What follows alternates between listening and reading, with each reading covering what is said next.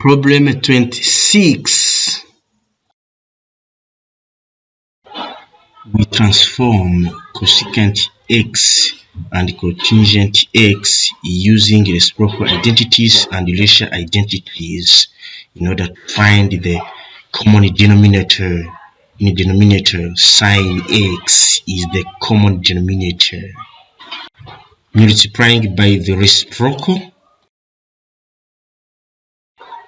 applying double angle identities. Do not forget to subscribe. For any help, please contact me.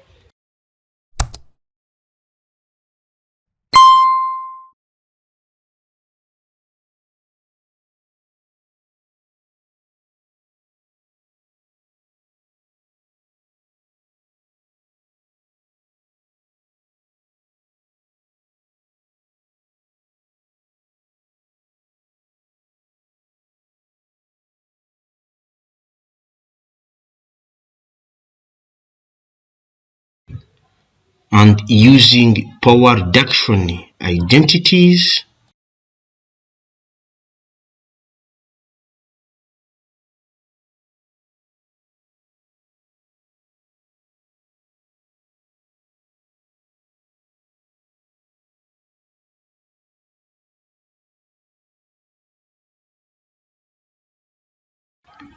like terms in numerator and denominators cancel out. Cosine over sine is tangent.